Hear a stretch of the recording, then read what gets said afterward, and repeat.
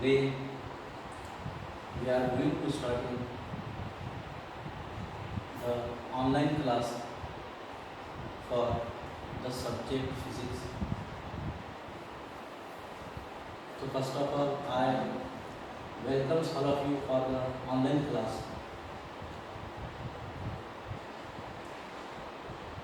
Initially, startingly, I want to take you there. In this new academic year, the syllabus that all of you are going to study is contains 16 chapters.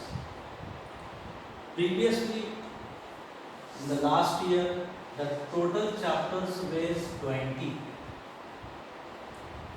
But now, in the new syllabus of the academic year 2020, all of you have to study 16 chapters.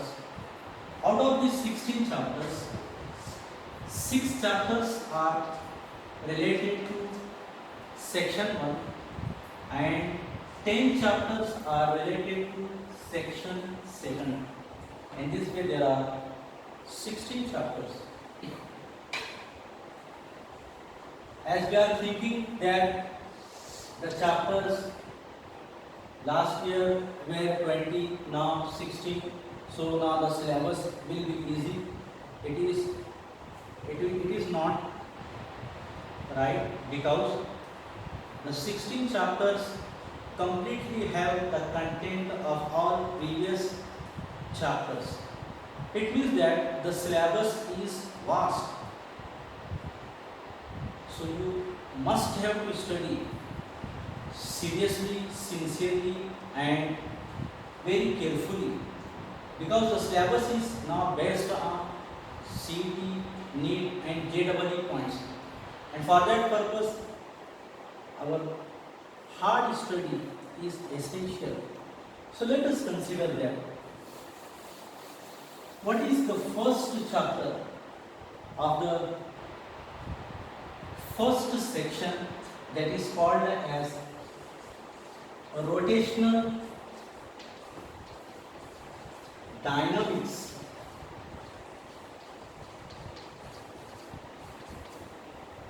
The very first chapter of section first is known as rotational dynamics. Now, to understand the concept of rotational dynamics, the base we must have well familiar. There is a branch of physics named as mechanics.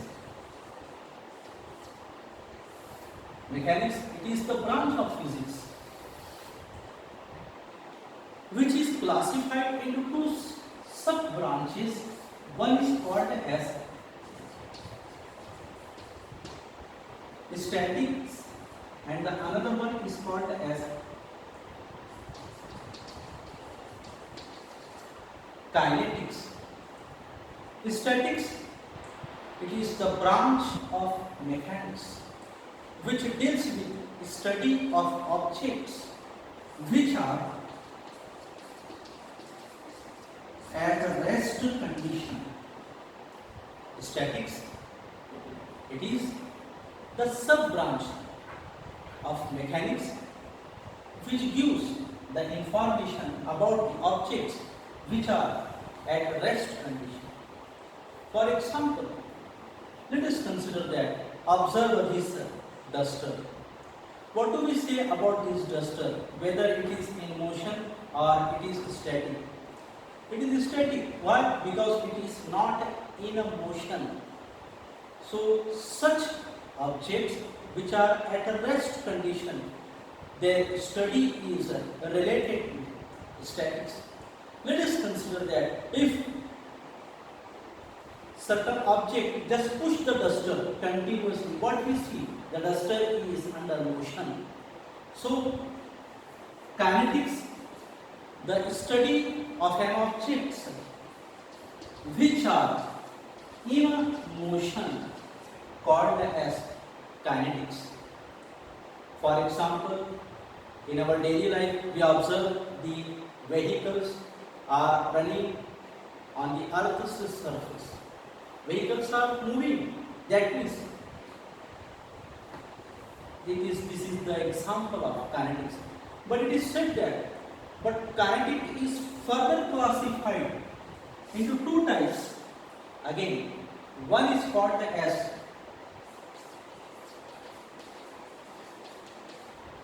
dynamics and the another one is called as kinematics. We will discuss about first kinematics. Kinematics, it is since the branch of kinetic, it means the study of objects which are in motion. Whenever an object is in motion, whenever an object is in motion, for example, the bus is running in front of us, vehicles are running in front of us, then at that time, which things are related with them? In kinematics, the related things are the velocity, the speed, and the distance. Also, kinematics is related with acceleration, because if the object is in motion, let us consider a ball. Let us consider a ball kept on a table. Just push the ball. What happens? The ball comes under motion. Since the ball is under motion, then at that time, it's a velocity, it's a speed, it's a distance, it's acceleration. All things takes place in this case. But another thing, but here, the important thing is that force is not causes here. Most important thing is that here force is not causes. There is no effector. Then that the force is not causes here. How? Let us consider about, to understand this, let us consider about the dynamics. In dynamics, what happens? Again, the same example. Take a table, keep an object. Keep an object. Now the object, we named it as a stone, a piece of stone. Push the stone. What happens? The stone just shifted from its position and again it stops. If we push the stone continuously, what happens? Then continuous motion occurs. It means that which factor is taking a place here? Here, force is taking place. It means that in dynamics, velocity also takes place, speed, distance also takes place, acceleration also takes place. But here, force is the most important thing. Force is the most important thing. Now, since we know that dynamic, kinematic, these are related to motion, but let us consider that actually what do we understand by the term motion? What do we understand by the term motion? Whenever an object changes its position, whenever an object changes its position, we can say that the object is under motion. It is said that motions generally are of various types. We see that in our daily life, an object which is moving in a straight line, an object which is moving in a straight line, then at that time, such type of motion of an object is called as a rectilinear motion. Such type of motion is called as rectilinear motion. Rectilinear, in which the object is moving in a straight line. If an object is taking a turn along curved road, what happens in next case? If an object is taking a turn along curved road, it is called as curvilinear motion. Such type of motion is called as curvilinear motion. Let us consider another thing, that whenever an object is moving along circumference of a circle, if an object is moving along circumference of a circle, at that time it is called as circular motion. What do we understand by the term circular motion? Whenever an object is moving along circumference of a circle. Let us consider this one. Here is an object. It is moving along circumference of a circle. We can call it as it is nothing but circular motion.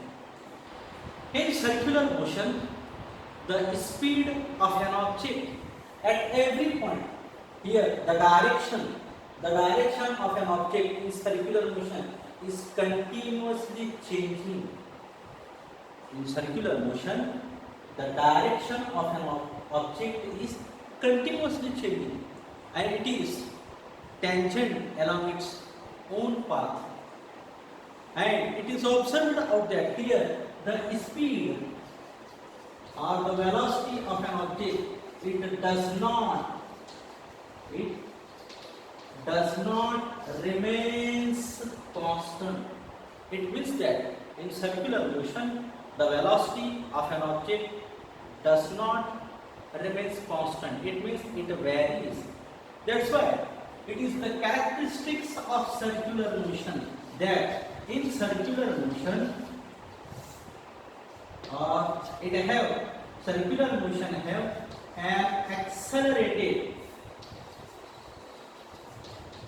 circular motion have an accelerated motion. Accelerated motion, it means the motion in which the velocity goes to changes, the velocity does not remain constant. Another important characteristics of circular motion, that in circular motion, here it is periodic in motion. It is said that whenever an object is performing circular motion, it means it is periodic in motion. Periodic in motion, it means it repeats its motion. It repeats its motion along the same path. That's why we can name it as it is a periodic in motion. But generally there are main three types of motion. Generally there are main three types of motion. The first one is called as translational motion. Generally there are three types of motion. The first one is called as translational motion. What do we understand by translational motion? Here, let us consider there is an object at point A. There is an object at point A. Just push the object from point A. What happens? The object starts moving from point A to point B by covering certain distance or displacement. Whenever we push an object from point A, as shown in the figure, what happens? The object moves from point A to point B by covering certain distance. Such type of motion is called as translational motion. Another important type of motion, it is called as